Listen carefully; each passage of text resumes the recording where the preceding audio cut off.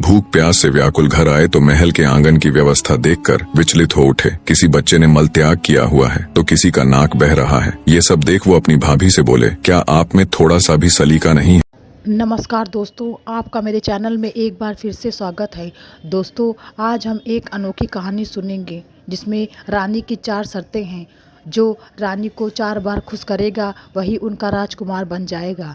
चलिए कथा को प्रारंभ करते हैं। कोई ये सब देख के कैसे भोजन ग्रहण करेगा? तब उसकी भाभी उसे ताना देते हुए बोली, देखूंगी तुमको भी। तुम कौन सी सर्वगुण संपन्न रानी अबोल्दे को ब्याह कर लाओगे? भाभी के बोल विक्रमादित्य के हृदय में तीर की तरह लगे। वो तैश में आते हुए अपनी भाभी को बोले, अब तो रानी अबोल्दे को ही ब्याह कर यहाँ लाऊंगा। इतना कह विक्रमादित्य बिना भोजन ग्रहण किए हुए ही वापस मुड़ गया और चल पड़ा रानी अबोल्दे के राज्य की तरफ। विक्रमादित्य रानी अबोल्दे की इस बात से भली भांति परिचित थे कि रानी अबोल्दे अप्सराओं से भी सुंदर, विदुषी और सर्वगुण संपन्न स्त्री हैं। बड़े से बड़े राजा महाराजा, चक्रवर्ती सम्राट तक उससे विवाह करना चाहते थे, किंतु रानी अबोल्दे की शर्त थी कि जो कोई भी उसकी चुप्पी को तोड़कर रात के 4 पहरों में उसको 4 बार बुलवा देगा, वो उसी के साथ विवाह करेगी। जो भी राजा या राजकुमार ऐसा करने में असमर्थ होता, उसे रानी की कैद में रहने की सजा हो जाती। अब तक कोई भी राजा या राजकुमार 4 बार तो क्या, 1 बार भी रानी को नहीं बुलवा सके थे। 111 राजा व राजकुमार रानी को बुलवाने का ये असफल प्रयास कर चुके थे, जो अब उनकी कैद में पड़े थे।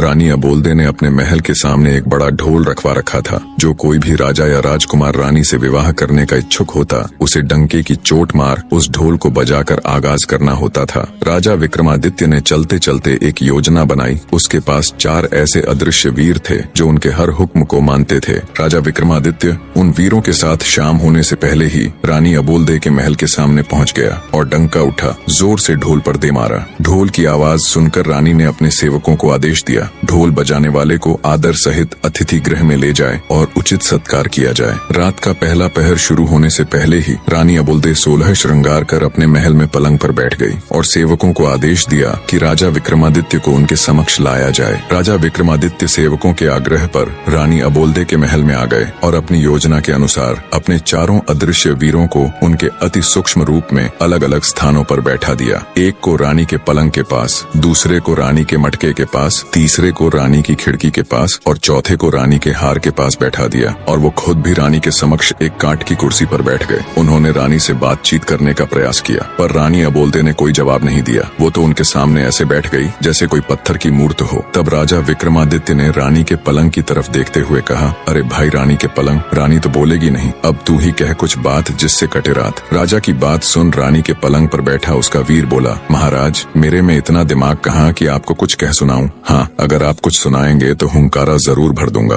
राजा विक्रमादित्य बोले, ठीक है तो फिर सुनो। एक राजा के लड़के की दोस्ती एक बनिए के लड़के के साथ हो गई। बाल्यावस्था से ही दोनों साथ रहने लगे, साथ शिक्षा ग्रहण करते, साथ खेलते कूदते। दोनों की मित्रता इतनी गाढ़ी हो गई कि दोनों एक दूसरे के बिना रह नहीं पाते। समय बीता, दोनों जवान हो गए। एक दिन बनिए के लड़के को उसके पिता ने कहा, बेटा अब तुम युवा अवस्था में आ गए हो, ज्यादा दिनों तक बहू का मायके में रहना ठीक नहीं है। तुम अपने ससुराल जाओ और अपनी पत्नी को ले आओ। पुराने समय में छोटी उम्र में ही बच्चों की शादियां कर दी जाती थीं। जब लड़का लड़की जवान हो जाते तब लड़का लड़की को अपने घर ले आता। बनिए के लड़के ने कहा, पिताजी मैं अपने मित्र राजकुमार जयराज को भी अपने साथ लेकर जाना चाहता हूँ। हमने एक दूसरे से वादा किया है कि हम दोनों एक दूसरे के बगैर कहीं नहीं जाएंगे। बनिया बोला, बेटा मुझे तो कोई परेशानी नहीं है, लेकिन ध्यान रखना तुम्हारी ससुराल में राजकुमार की आव भगत उसकी प्रतिष्ठा के अनुरूप ही हो। बनिए का लड़का चंद्रपाल अपने पिता से आज्ञा ले राजकुमार के साथ अपनी ससुराल की तरफ चल पड़ा, पर मन ही मन उसे पिता की कही हुई बात खाए जा रही थी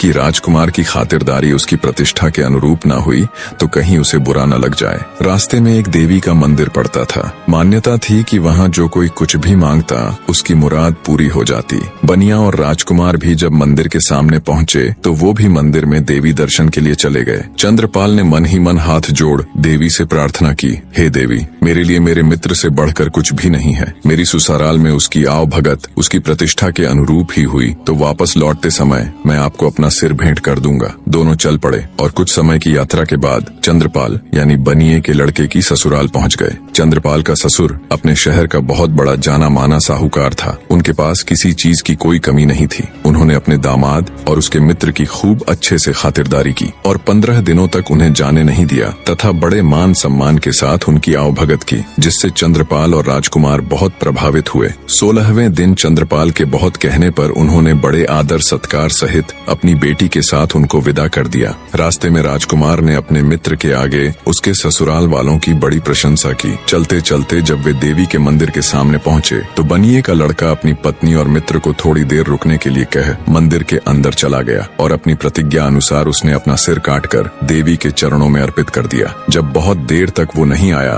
तो राजकुमार जयराज उसे देखने के लिए मंदिर गया। उसका कटा हुआ सिर देखकर उसके पैरों नीचे से जमीन खिसक गई। सोचा अगर मित्र ही जिंदा नहीं रहा तो मैं जीकर क्या करूंगा। उसने भी अपना सिर कलम कर लिया। उधर जब नव विवाहिता चंद्रकला को बहुत देर इंतजार करते हो गई तो वो भी किसी अनहोनी की आशंका से मंदिर के अंदर गई। जब उसने वहाँ का नजारा देखा तो उसके होश उड़ गए। उसकी जोरदार चीख से वातावरण दहल उठा। रोते हुए वो देवी के सामने बोली, हे माँ, ये क्या अनर्थ हो गया। अपने पति के बिना मैं ससुराल जाकर क्या करूंगी। सब मुझे ही अभागन कह मेरे ऊपर लांछन लगाएंगे। अब मेरे जीने का भी कोई मतलब नहीं रह गया। जैसे ही उसने तलवार उठाई तभी देवी माँ प्रकट हुई और उसका हाथ पकड़ते हुए उसे ऐसा करने से रोक दिया। तब चंद्रकला बोली, हे देवी माँ, मेरे पति और उनके मित्र की बलि तो आप ले ही चुकी हो। इन दोनों को तो आपने अपना बलिदान देने से नहीं रोका, तो अब मुझे क्यों रोक रही हो। मेरी भी बलि ले लीजिए। और वैसे भी मैं अपने पति के बगैर जीकर करूंगी भी क्या। देवी माँ बोली, मैं तुम्हारे पति की भक्ति, राजकुमार जयराज की दोस्ती और तुम्हारी अपने पति के प्रति निष्ठा और प्रेम देखकर बहुत प्रश्न हूँ। इसलिए मैं तुम्हारे पति और राजकुमार दोनों को जीवन दान देना चाहती हूँ। तुम ऐसा करो, दोनों के शीश उनके धड़ के ऊपर ज्यों के त्यों रख दो। मैं उन्हें पुनर्जीवित कर दूंगी। चंद्रकला ने जल्दी जल्दी से उन दोनों के सिर उठाए और उनके धड़ों के ऊपर रख दिए। देवी माँ ने अपना हाथ उठाकर एक दिव्य प्रकाश की किरण छोड़ी और दोनों जीवित हो गए। उनको जीवित करने के बाद देवी माँ अंतर्ध्यान हो गई, लेकिन जल्दबाजी में चंद्रकला से एक गड़बड़ हो गई। उसने अपने पति का सिर राजकुमार के धड़ के ऊपर रख दिया और राजकुमार का सिर उसके पति के धड़ पर। राजा विक्रमादित्य रानी के पलंग से बोले, रानी के पलंग बताओ, अब चंद्रकला किसकी पत्नी हुई। बनिए के लड़के चंद्रपाल के धड़ वाले की या फिर उसके शीश वाले की। रानी का पलंग बोला, महाराज, मेरे अंदर इतना दिमाग कहाँ कि मैं आपकी ये गुत्थी सुलझा पाऊं। मैं तो यहाँ पड़ा रहता हूँ एक तरफ। ना कभी रानी मुझे झड़काती है, न कभी बिछाती है। मेरे ऊपर तो धूल जमी रहती है। ये सुन रानी अबोलदे गुस्से से बोली, रे पलंग, तेरी ये मजाल। हर रोज तुझे अच्छे से झड़काऊं, हर रोज तेरे ऊपर नई चद्दर बिछाऊं। तू मुझसे तो कभी बात करता नहीं और परदेसियों के साथ तू मेरी झूठी बुराई करता। सुबह होने दे, तेरे 18 टूक न करवाए तो कहना। फिर रानी राजा विक्रमादित्य से बोली, आपके न्याय के बहुत चर्चे सुने हैं, आप ही बताओ चंद्रकला किसकी हुई। तब राजा विक्रमादित्य बोले, हे रानी, चंद्रकला उसके पति के सिर वाले की हुई। रानी के बोलते ही राजा विक्रमादित्य बोले, मार रे ढोलिया ढोल का डंका। रानी अबोलदे एक बार बोली। ढोल वाले ने तेजी से ढोल पर डंका दे मारा। डंके की आवाज सुन जेल में पड़े रानी के कैदी भी खुश हो गए, आपस में फुसफुसाने लगे। लगता है आया है कोई मालिक का नेक बंदा जो रानी अबोलदे को 4 बार बुलवाकर हमें भी इस कैद से आजाद करवा देगा। रानी फिर से एक पत्थर की मूर्त की तरह चुपचाप बैठ गई। राजा विक्रमादित्य रानी के मटके के ऊपर रखे वीर से बोले, भाई रानी के मटके, रात का एक पहर तो रानी के पलंग ने कटवा दिया, अब तुम भी कुछ कह सुनाओ, ऐसे तो ये रात कटेगी नहीं। तब रानी के मटके के ऊपर रखा हुआ वीर बोला, महाराज, मेरे अंदर इतनी बुद्धि कहाँ कि मैं आपको कुछ कह सुनाऊं। हाँ, आप कुछ कहेंगे तो हुंकारा जरूर भर दूंगा। तब राजा विक्रमादित्य बोले, अगर ऐसी बात है तो सुनो फिर। बचपन में साथ खेलने कूदने वाले राजा और साहूकार के पुत्र में बहुत गहरी मित्रता थी। नादान उम्र में दोनों ने एक दूसरे से वादा किया, जिसकी शादी पहले होगी वो अपनी पत्नी को पहली ही रात दूसरे के पास भेजेगा। समय बीता, बात भी पुरानी हो गई, दोनों जवान हो गए। साहूकार ने अपने लड़के माधव का विवाह एक सुंदर, सुशील और सुयोग्य कन्या से कर दिया। सुहागरात वाली रात मोहिनी 16 श्रृंगार कर सुहाग सेज पर बैठी अपने पति का इंतजार कर रही थी। थोड़ी देर बाद उसका पति माधव मुंह लटकाए कमरे में आया और चुपचाप बैठ गया। पति को ऐसे मुंह लटकाए देख मोहिनी समझ गई जरूर कुछ बात है। बोली, क्या बात है नाथ, क्या आप मुझसे नाराज हैं? क्या मैं आपको पसंद नहीं हूँ? माधव बोला, नहीं प्रिय, ऐसी कोई बात नहीं है। मोहिनी बोली, फिर क्या बात है? क्या मेरे घर वालों ने लेन देन में कुछ कमी छोड़ दी या आपके परिवार वालों की अच्छे से आवभगत नहीं की? माधव बोला, नहीं नहीं, वो बात भी नहीं है। नव विवाहिता मोहिनी बोली, फिर ऐसी क्या बात है जो आप मुझे बता बताने में झिझक रहे हैं। मैंने आपसे विवाह किया है, मैं आपकी अर्धांगिनी हूँ, आपका सुख दुख अब मेरा भी है, इसलिए आप मुझे अपने मन की बात बता सकते हैं। सकुचाते हुए माधव धीरे से बोला, लड़कपन की नादानी में मैंने अपने मित्र राजकुंवर हर्षवर्धन को एक वचन दिया था जिसे मैं ना तो तोड़ सकता हूँ और ना ही निभा सकता हूँ। मोहिनी बोली कि ऐसा क्या वचन दिया है आपने, आप मुझे बता सकते हैं। माधव ने कहा कि वचन ही कुछ ऐसा है जिसे मैं तुम्हें बताने में भी झिझक रहा हूँ। मोहिनी बोली कि कैसा भी वचन हो आप मुझे निसंकोच बताइए, मैं भी आपका वचन निभाने में आपका पूरा साथ दूंगी। यदि इसके लिए मुझे अपनी जान भी देनी पड़े तो मैं हंसते हंसते दे दूंगी। माधव बोला कि हम दोनों मित्रों ने एक दूसरे को वचन दिया था कि जिसकी भी शादी पहले होगी वह अपनी सुहाग रात वाले दिन अपनी पत्नी को अपने मित्र के पास भेजेगा। अब यदि मैं वचन को तोड़ता हूँ तो दोस्त के साथ दगा होगा और निभाता हूँ तो तुम्हारी लाज जाती है, जिसको बचाने का मैंने तुम्हें वचन दिया है। मोहिनी सारी बात सुन कुछ देर सोच में पड़ गई, फिर बोली कि हे नाथ, आप किसी बात की चिंता मत कीजिए, आप बस मुझे आज्ञा दीजिए, मैं आपका वचन भी निभा लूंगी और अपना धर्म भी बचा लूंगी। अपनी पत्नी मोहिनी की बात से माधव के मन का बोझ कुछ हल्का हुआ। उसने मोहिनी को राजकुमार हर्षवर्धन के पास जाने की आज्ञा दे दी। मोहिनी 16 श्रृंगार किए हुए छम छम पायल बजाती राजकुंवर हर्षवर्धन के महल की तरफ चल पड़ी। रास्ते में कुछ चोर घात लगाए बैठे थे। जब उन्होंने गहनों से लदी हुई औरत आती दिखाई दी तो उनकी आंखें चमक उठीं। उन्होंने लूटने के इरादे से मोहिनी को रोक लिया और उसे धमकाते हुए बोले, चुपचाप अपने सारे गहने उतार कर हमें दे दो, नहीं तो हम तुम्हारी हत्या करके सारे जेवर ले लेंगे। मोहिनी हाथ जोड़कर बोली, कृपा करके अभी मुझे छोड़ दीजिए, अभी मैं किसी बहुत आवश्यक काम से जा रही हूँ जिसके लिए मेरे शरीर पर इन गहनों का होना अत्यंत आवश्यक है। मैं वचन देती हूँ जब मैं वापस आऊंगी तो खुद तुम्हें ये सारे गहने उतार कर दे दूंगी। आपको दिया हुआ वचन मैं जरूर निभाऊंगी। चोरों ने कुछ सोच विचार कर उसे जाने दिया। मोहिनी जल्दी ही राजकुंवर हर्षवर्धन के महल की सीढ़ियां चढ़ती हुई उसके कक्ष के सामने पहुंच गई। मोहिनी जब अपनी पहली ही रात को किसी दूसरे आदमी के कमरे में जा रही थी, बस उसके मन में यही चल रहा था, कैसे भी करके अपनी पति का मान और अपनी लाज दोनों रखनी है। वो हर्षवर्धन के महल की सीढ़ियां चढ़ते हुए उसके कक्ष में पहुंच गई। राजकुमार हर्षवर्धन अपने कक्ष में अपने पलंग पर गहरी नींद में सो रहा था। मोहिनी ने उसके पैर का अंगूठा मरोड़कर उसे उठाते हुए कहा, जागो कुंवर सा जागो। राजकुमार हर्षवर्धन सकपका कर बैठा हो गया। अपने सामने 16 श्रृंगार किए किसी अप्सरा के समान सुंदर स्त्री को देखकर वह चौंक गया।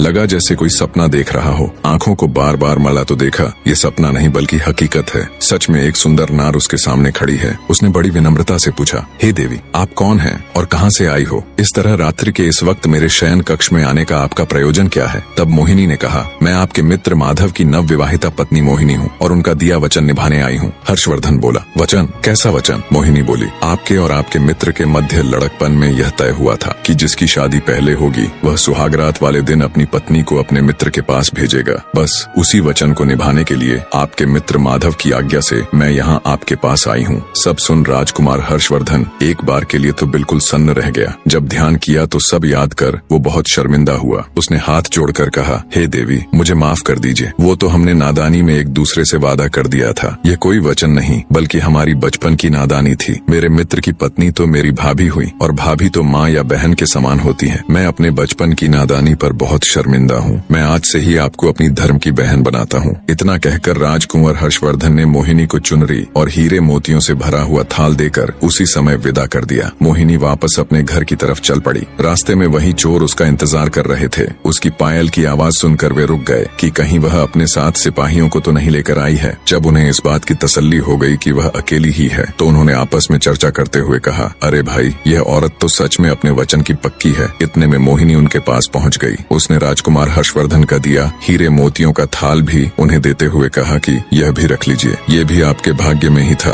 रुकिए, मैं अभी अपने सारे गहने उतार कर आपको देती हूँ। इतना कहकर वह अपने गहने उतारने लगी। चोरों के आश्चर्य की सीमा नहीं थी। उन्होंने उसे रोकते हुए कहा, जरा रुको, पहले तुम हमें यह बताओ कि तुम कहाँ गई थी और यह हीरे मोतियों से भरा हुआ थाल तुम्हें कहाँ से मिला? तब मोहिनी ने उनको अपनी पूरी कहानी विस्तार से बताई। सारी बात सुनने के पश्चात चोरों ने हाथ जोड़ते हुए कहा, हे देवी, आप धन्य हैं जो अपनी लाज की चिंता न करके अपने पति का मान बचाने के लिए इतना बड़ा कदम उठाया। आप जैसी चरित्रवान स्त्री को तो हम भी अपनी बहन बनाना चाहते हैं। क्या आप हम जैसे पापियों को अपने भाई के रूप में स्वीकार करने का सम्मान देंगी? मोहिनी की स्वीकृति मिलने पर चोरों ने उसे हीरे जवाहरात से भरा हुआ थाल वापस कर दिया और साथ में लूटा हुआ धन भी दे दिया तथा सम्मान पूर्वक उसे उसके घर तक पहुंचा दिया। इतनी कहानी कहकर राजा विक्रमादित्य रानी के मटके से बोले, बताओ रानी के मटके किसका त्याग बड़ा है, चोरों का या राजकुमार हर्षवर्धन का? मटके के ऊपर रखा हुआ वीर बोला, महाराज, मेरे अंदर इतनी बुद्धि कहाँ कि मैं आपको ये बता सकूं किसका त्याग बड़ा या छोटा है।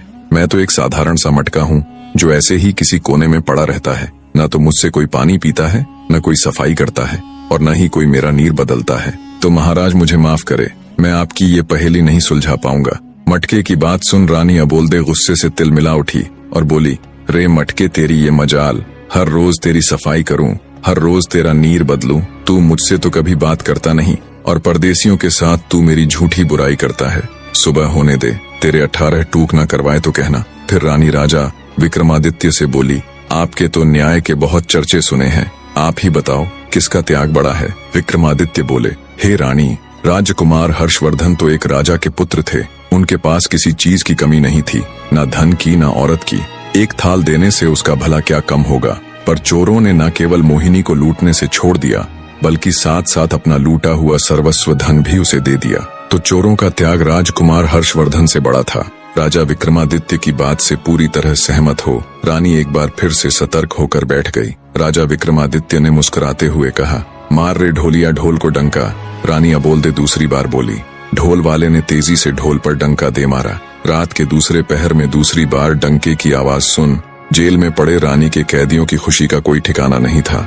उन्हें पक्का विश्वास हो गया था कि जो भी नेक आदमी अब की बार रानी के समक्ष बैठा है वो रानी को 4 बार बुलवा देगा और हमारी भी कैद छूट जाएगी। राजा विक्रमादित्य रानी की खिड़की के ऊपर रखे वीर से बोले कि हे रानी की खिड़की, रात के 2 पहर तो रानी के पलंग और मटके ने कटवा दिए, अब तुम भी कुछ कह सुनाओ, ऐसे तो ये रात कटेगी नहीं। तब रानी की खिड़की के ऊपर रखा हुआ वीर बोला, महाराज, मेरे अंदर इतनी बुद्धि कहाँ कि मैं आपको कुछ कह सुनाऊं। हाँ, आप कुछ कहेंगे तो हुंकारा जरूर भर दूंगा। तब राजा विक्रमादित्य बोले, अगर ऐसी बात है तो सुनो फिर। एक ठाकुर और एक साहूकार के लड़के में तगड़ी यारी थी। दोनों बाल्यावस्था से ही साथ रहे। दोनों का विवाह बचपन में ही हो चुका था, लेकिन पत्नी दोनों की अपने मायके में ही थी। जवान होने पर दोनों एक साथ अपनी अपनी पत्नी को लाने के लिए रवाना हुए। साहूकार के लड़के गंगाधर ने अपने साथ अपने नाई को भी ले लिया। काफी दूर तक साथ चलने के बाद वे एक ऐसी जगह पर पहुंच गए जहां से उन दोनों के ससुराल जाने का रास्ता अलग अलग था। साहूकार के लड़के गंगाधर और ठाकुर के लड़के विष्णुदत्त ने एक दूसरे को कहा, जो भी यहाँ पहले पहुँच गया वो दूसरे का इंतजार करेगा। इतना कह दोनों मित्रों ने एक दूसरे से विदाई ली। कुछ समय बाद ही गंगाधर अपने नाई के साथ अपनी ससुराल पहुँच गया। ससुराल वालों ने जब दामाद के साथ नाई को भी देखा तो एक बूढ़ी महिला ने बाकियों को सलाह दी कि इस नाई की भी अच्छी खातिरदारी करना। ये जब अपने गाँव जाएगा तो हमारी तारीफ करेगा और हमारी बेटी का मान सम्मान बढ़ जाएगा। इसी सोच के साथ उन्होंने अपने दामाद से भी ज्यादा उस नाई के लड़के की खातिरदारी की। खाना खिलाना हो या बिस्तर लगाना हो या फिर पंखा लगाना, हर जगह उन्होंने पहले उस नाई के लड़के की पूछ की। ये बात गंगाधर को खटक गई। उसे अपना वर्चस्व कम होता दिखा तो उसने घर जाने की जल्दी मचा दी। 2-3 दिन के आदर सत्कार के बाद उसके ससुराल वालों ने उन्हें सम्मान पूर्वक घोड़ा गाड़ी देकर उनके साथ अपनी बेटी अंबिका को विदा कर दिया। रास्ते में नाई गंगाधर के ससुराल वालों की तारीफ करते हुए बोले जा रहा था कि उसके ससुराल वालों ने तो अपने दामाद से भी ज्यादा खातिरदारी मेरी की है। नाई की बातों ने आग में घी का काम किया। पहले से ही गुस्से से भरा पड़ा गंगाधर उसकी बात से और तुनक गया। उसने अपनी पत्नी और नाई को वहीं रास्ते में छोड़ दिया और खुद अकेला ही अपने घर की तरफ निकल पड़ा। उसकी नव विवाहिता पत्नी अंबिका बेचारी ठगी सी उसे देखती रह गई। गंगाधर के जाने के बाद नाई भी मौका देख अपने गांव की राह पकड़ गया। नव विवाहिता अंबिका पर तो जैसे दुखों का पहाड़ टूट पड़ा। दुखी हृदय के साथ उसने हिम्मत कर वापस घर जाने का फैसला किया और घोड़े गाड़ी को घर की तरफ मोड़ दिया। पर होने को कुछ और ही मंजूर था। वो रास्ता भटक कर किसी अन्य नगर में पहुंच गई। नगर में घुसते ही एक मालिन का घर था। अंबिका ने उसे कुछ धन दिया और कुछ दिनों तक उसके साथ रहने के लिए उसे मना लिया। अंबिका मालिन के साथ उसके घर पर ही रहने लगी। वो मालिन वहाँ के राजा को फूलों की माला बनाकर पहुँचाया करती। अब अंबिका भी इस काम में उसकी मदद करने लगी। मालिन बगीचे से फूल चुन चुन कर लाती और अंबिका उनसे बहुत ही सुंदर और अलग तरह की मालाएं और गुलदस्ते बना देती, जिन्हें मालिन राजमहल तक पहुँचा देती। एक दिन राजा ने मालिन से पूछा कि आजकल तुम बहुत सुंदर और मनमोहक कारीगरी के गुलदस्ते और मालाएं बना बना कर लाती हो। इतनी सुंदर कारीगरी तो तुम नहीं कर सकती, तो ये गुलदस्ते और मालाएं कौन बनाता है? मालिन बोली कि महाराज, मेरे घर पर कुछ दिनों से एक स्त्री आकर ठहरी हुई है। वह बहुत ही गुणवान है। वही रोज इतने सुंदर गुलदस्ते और मालाएं बनाती है। मालिन की बात सुन राजा ने मन ही मन सोचा, जो इतनी सुंदर मालाएं और गुलदस्ते बनाती है वो खुद कितनी सुंदर होगी। ये बात मन में आते ही उसके अंदर वासना का खोट पैदा हो गया। 50 साल का वासना से लिप्त राजा मालिन से बोला, तुम अभी अपने घर जाओ और उस स्त्री को मेरे सामने हाजिर करो। मालिन अंबिका के पास गई और उसे राजा भानु प्रताप का हुक्म सुनाया। अंबिका ने ये कहते हुए मना कर दिया कि मेरा राजा के पास क्या काम, पर मालिन थोड़े ही न राजा के हुक्म को फेर सकती थी। वो कह सुनकर विनती करके अंबिका को राजमहल ले गई। जब राजा ने अंबिका के रूप और सौंदर्य को देखा तो वो उस पर मोहित हो गया। उसकी कोई भी रानी इतनी सुंदर और गुणवान नहीं थी। राजा ने तुरंत अंबिका को अपने महल में भिजवाने का हुक्म दे दिया। अंबिका ने विनती करते हुए राजा से कहा, हे राजन, आप तो इस नगर के मालिक हो, इस नाते से आप तो मेरे पिता के समान हुए, फिर आप मुझे अपने महल में कैसे रख सकते हैं? राजा भानु प्रताप बोला, तुम हमारे नगर की नहीं हो, इसीलिए हम तुम्हारे पिता नहीं हो सकते। तुम्हें हमारे महल में रहना ही पड़ेगा। जब बहुत समझाने पर भी राजा भानु प्रताप नहीं माना तो अंबिका ने कहा कि महाराज, मैं एक विवाहिता हूँ, मेरे पति ने मेरा त्याग कर दिया था। एक विवाहिता स्त्री के साथ रहने से आपको भी पाप लगेगा। आप मुझे 6 माह का समय दे दीजिए। यदि इस बीच मेरा पति मुझे लेने नहीं आया तो मैं अपने आप को अविवाहित ही समझूंगी और आपके महल में आ जाऊंगी। यह सुनकर राजा ने उसे 6 माह का समय दे तो दिया, लेकिन उसे नगर के बाहर एक एकांत महल में नजरबंद कर दिया। अंबिका रोज महल के झरोखे से मार्ग पर देखती रहती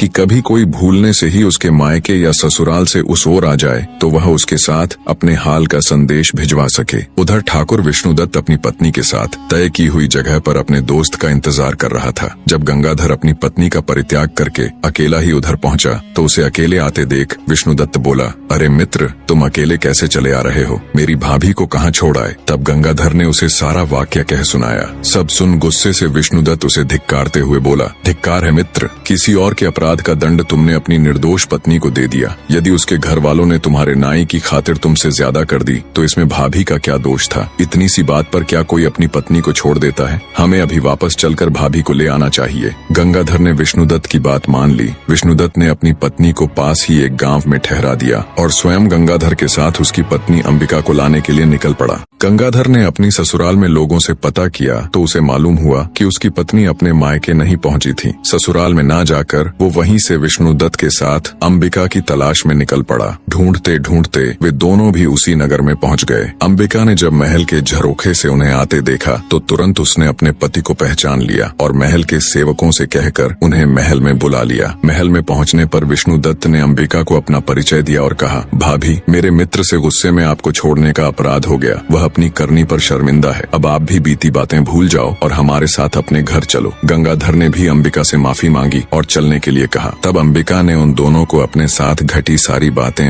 विस्तार से बताई और कहा कि पहले हम दोनों को राजा के सामने जाकर उनसे आज्ञा लेनी होगी। वे दोनों राजा के सामने गए। अंबिका ने राजा से कहा कि महाराज, मेरे पति मुझे लेने के लिए आ गए हैं, इसलिए कृपया अब आप हमें जाने की इजाजत दे दीजिए। राजा ने भी अपने वचन का पालन करते हुए अंबिका को अपने पति के साथ जाने की अनुमति दे दी। वे तीनों वहां से निकल पड़े। रास्ते में काशीनाथ ने अपनी पत्नी गौरी को भी अपने साथ ले लिया और सभी अपने नगर में आ सुख से रहने लगे। इतनी कहानी कह राजा विक्रमादित्य ने अपनी खिड़की में बैठे वीर से कहा, हे रानी की खिड़की, बताओ गंगाधर और अंबिका में से कौन ज्यादा महान था? खिड़की में बैठा वीर बोला, हे महाराज, मेरे ऊपर तो पता नहीं कितने सालों की धूल जमी हुई है। न मेरी कभी सफाई होती, न कभी रंग पुताई। मेरे अंदर इतनी बुद्धि कहाँ कि मैं आपको ये बता सकूं कौन ज्यादा महान है और कौन कम। खिड़की में बैठे वीर की बात सुन रानी अबोलदे एक बार फिर से खुद पर काबू ना कर सकी और तमा कर बोली, रे खिड़की, तेरी ये मजाल, हर रोज तेरी सफाई करवाऊं, हर 6 माह में तेरे ऊपर नई रंग पुताई करवाऊं। मेरे साथ तो तूने कभी बात की नहीं और परदेसियों के सामने तू मेरी झूठी बुराई करती। सुबह होने दे, तेरे 18 टूक ना करवाए तो कहना। फिर राजा विक्रमादित्य से बोली, राजा, ये बताना कौन सा कठिन काम है कि कौन महान है? इसमें गंगाधर की तो कोई महानता थी ही नहीं। उसने तो अपनी निर्दोष पत्नी को त्याग दिया था। महानता तो अंबिका की थी। उसके पास रानी बनने का पूरा मौका था, लेकिन फिर भी वह अपने पतिव्रत धर्म पर अडिग रही और उसने अपना धर्म नहीं छोड़ा। ऐसी स्त्री तो महान ही नहीं बल्कि पूजने लायक है। राजा विक्रमादित्य ने शरारती मुस्कान के साथ रानी की तरफ देखते हुए कहा, आपने बिल्कुल सही कहा रानी, मैं तो आपका कायल हो गया। फिर राजा विक्रमादित्य ने ढोल वाले से कहा, मार रे ढोलिया ढोल को डंका। रानी अबोलदे तीसरी बार बोली। ढोल वाले ने तेजी से ढोल पर डंका दे मारा। तीसरे डंके की आवाज सुन रानी की कैद में पड़े कैदी खुशी से नाचने गाने लगे। उन्हें पूरा यकीन हो चला था कि उनकी आजादी के बीच अब बस एक पहर और है। इधर रानी अबोलदे भी अब की बार पूरी सजग होके बैठ गई। उसने मन में निश्चय कर लिया कि अब चाहे कुछ भी हो जाए वो चौथी बार नहीं बोलेगी। विक्रमादित्य बोले, भाई, रानी के हार रात के 3 पहर तो बड़े आराम से कट गए, अब तू भी कुछ सुना जिससे ये आखिरी पहर भी कट जाए। रानी का हार बोला, महाराज मेरे अंदर इतनी बुद्धि नहीं कि मैं आपको कुछ कह सुनाऊं। हाँ, हुंकारा जरूर भर लूंगा। राजा बोला, ठीक है। 4 दोस्त थे, उनमें एक ब्राह्मण, एक खाती, एक दर्जी और एक सुनार था। एक दिन चारों सलाह मशवरा कर धन कमाने के लिए परदेश चल पड़े। चलते चलते जब शाम हो गई तो वो सब एक जगह ठहर गए। उन्होंने रात को वहीं रुकने का फैसला किया। तय हुआ कि इलाका सुनसान होने के कारण रात के 4 पहरों में बारी बारी सब पहरा देंगे। सबसे पहले पहरा देने का नंबर आया खाती के लड़के का। तीनों सो गए और वो पहरा देने के लिए बैठ गया। बैठे बैठे उसे पास में पड़ा एक बड़ा सा लकड़ी का टुकड़ा दिखाई दिया। सोचा क्यों ना कुछ कारिस्तानी की जाए, नींद भी दूर हो जाएगी। उसने अपने औजार निकाले और उस बड़े से लकड़ी के टुकड़े को संवारने लगा। रात का पहला पहर खत्म होते होते उसने उस लकड़ी के टुकड़े को तराश कर एक सुंदर स्त्री का पुतला बना खड़ा कर दिया और दर्जी के लड़के को उठाकर खुद सो गया। जब दर्जी का लड़का बैठकर पहरेदारी करने लगा तभी उसे प्रतीत हुआ कि सामने कोई खड़ा हुआ है। पास जाकर देखा तो एक काठ का पुतला है। पुतले को देख मन ही मन खुद से कहा, क्या खूब कारीगरी की है खाती के लड़के ने, पर मैं भी किसी से कम नहीं। उसने भी अपने सामान से वस्त्र और सुई धागा निकाला और लग गया। रात का दूसरा पहर खत्म होते होते उसने एक सुंदर सी वेशभूषा बनाकर उस स्त्री के पुतले को वो पोशाक और चूड़ियां पहना दी। अब पहरेदारी की बारी थी सुनार के लड़के की, तो वो उसे जगा कर सो गया। नींद तोड़ने के लिए सुनार ने ठंडे पानी से मुंह धोया और बैठकर पहरेदारी करने लग गया। तभी उसकी नजर सामने खड़ी स्त्री पर गई तो वो भौंचक कर रह गया। सोचा इतनी रात जंगल में स्त्री कहाँ से आई। उसने उसे आवाज दी पर कोई उत्तर नहीं मिला। जिज्ञासावश उठकर पास गया तो देखा वो कोई स्त्री नहीं बल्कि एक पुतला है। सुनार को समझते देर न लगी कि ये खाती और दर्जी की करामात है। खुद से कहा, मैं भी किसी से कम नहीं। उसने भी अपने औजार निकाले और लग गया। तीसरा पहर खत्म होते होते उसने उस पुतले को सुंदर सुंदर आभूषण बनाकर पहना दिए। अब बारी थी ब्राह्मण के लड़के की, तो सुनार उसको जगाकर सो गया। अब जब ब्राह्मण पहरेदारी करने लगा तो उसकी भी नजर उस पुतले पर गई। वो भी सोच में पड़ गया, इतनी रात को इस जंगल बियाबान में ये नारी कहाँ से आई। वो भी उस स्त्री रूपी पुतले के पास जाकर उसे देखने लगा। सब समझते उसे भी देर न लगी। मन ही मन बोला, वाह क्या खूब कारीगरी की है सबने, लगता है सब मिलकर मेरी परीक्षा लेना चाहते हैं। उसने भी अपना तंत्र मंत्र का सामान निकाला और रात का चौथा पहर खत्म होते होते अपनी तंत्र मंत्र विद्या से उस काठ के पुतले में प्राण डाल दिए। वो काठ का पुतला अब एक सुंदर युवती बन चुकी थी। तब तक सुबह हो गई। बाकी तीनों मित्र भी उठ गए। अपने सामने इतनी सुंदर युवती को देखकर उन्होंने जब ब्राह्मण से उसके बारे में पूछा तो उसने सारा किस्सा उनको कह सुनाया और बोला, इस काठ के पुतले में मैंने अपनी मंत्र शक्ति से प्राण डाल दिए, सो अब मैं इसे अपनी पत्नी बनाऊंगा। तब खाती का लड़का बोला, नहीं मित्र, इसे मैंने बनाया है, इसलिए इस पर मेरा अधिकार है, ये मेरी पत्नी बनेगी। दर्जी भी बीच में बोल पड़ा कि मैंने इसको इतने सुंदर कपड़े सिलकर पहनाए हैं, इसीलिए इस पर तो मेरा हक है। सुनार का लड़का बोला कि ऐसा कैसे हो सकता है, मैंने इसे सुंदर सुंदर आभूषण बनाकर पहनाए हैं, इसलिए ये मेरी ही पत्नी बनेगी। खूबसूरत नारी के लिए चारों पुरुष आपस में झगड़ा करने लगे। इतनी कहानी सुनाने के बाद राजा विक्रमादित्य ने हार से कहा, बताओ भाई रानी के हार, उस स्त्री पर सबसे ज्यादा हक किसका हुआ। रानी के हार के ऊपर बैठा हुआ वीर बोला, महाराज मैं तो रानी का एक तुच्छ सा हार हूँ, जिसे रानी ने मन किया तो पहन लिया, नहीं तो फेंक दिया। मेरे अंदर इतनी बुद्धि नहीं कि मैं आपको ये बता सकूं कि उस युवती पर किसका हक ज्यादा है। हार पर बैठे वीर की बात सुन रानी अबोलदे को गुस्सा तो बहुत आया, पर वो अपने गुस्से को पी गई और कुछ भी न बोली। जब विक्रमादित्य ने देखा कि रानी तो कुछ बोली ही नहीं और रात का चौथा पहर खत्म होने में बस कुछ ही समय बाकी है, कुछ सोचते हुए वे बोले, सुनो रानी के हार, उस युवती पर सबसे ज्यादा हक उस ब्राह्मण के लड़के का है, जिसने उस पुतले में प्राण डालकर उसे जीवित किया। राजा की बात सुन रानी के हार पर बैठा वीर तुरंत बोल पड़ा, क्या बात है राजन, क्या खूब न्याय किया है, आपकी तो जय जयकार होनी चाहिए। हार में बैठा वीर बोला, बोलो राजा विक्रमादित्य की जय। बाकी के तीनों वीर भी राजा विक्रमादित्य की जय जयकार करने लगे। राजा विक्रमादित्य की जय, वाह क्या न्याय किया है। इतना सुनते ही गुस्से को दबाए बैठी रानी अबोलदे फट पड़ी और बोली, इस गलत न्याय पर कैसी जय जयकार। राजा विक्रमादित्य तुम तो बड़े न्याय प्रिय बने फिरते हो, लानत है तुम्हारे ऐसे न्याय पर। पता नहीं तुम्हारा ये न्याय कैसे इस जग में प्रसिद्ध हो गया, ये न्याय पूरी तरह से धर्म विरुद्ध है।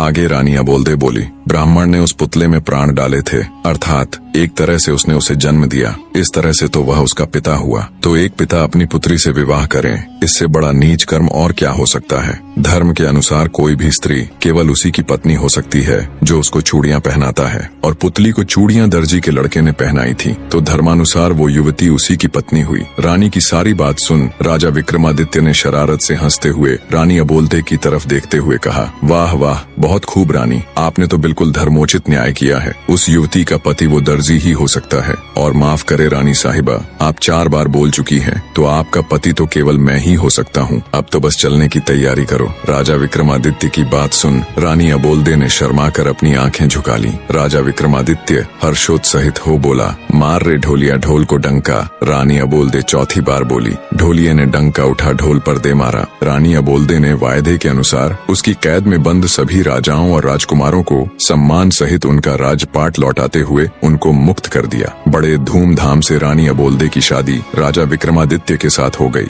राजा विक्रमादित्य जब रानी अबोलदे को ले उज्जैन नगर पहुँचे तो उनको ताना देने वाली भाभी ने भी उनको अभिवादन देते हुए कहा, मान गए देवर्षा, जो आपने कहा था वो कर दिखाया। कहानी का निष्कर्ष जानने से पहले कमेंट करके कहानी कैसी लगी और अगली कहानी किस टॉपिक पर सुनना चाहोगे जरूर बताएं। निष्कर्ष, जीवन में सत्य, न्याय और धर्म का पालन सबसे महत्वपूर्ण होता है। जब चारों पात्र अपनी अपनी इच्छाओं और स्वार्थों के अनुसार कार्य करते हैं तो उनका संघर्ष अंततः उनके भीतर के सही और गलत के बोध को उजागर करता है। राजा विक्रमादित्य की न्यायप्रियता और रानी अबोलदे का धर्म के प्रति अडिग विश्वास दर्शाता है कि सही रास्ता चुनने के लिए आत्म संवेदनशीलता और विवेक आवश्यक है। यह कहानी यह भी सिखाती है कि किसी भी परिस्थिति में ईमानदारी, प्यार और समझौते के जरिए ही हम अपने जीवन को संतुलित और आध्यात्मिक रूप से पूर्ण बना सकते हैं। दोस्तों, कहानी को पूरा सुनने के लिए आपका धन्यवाद।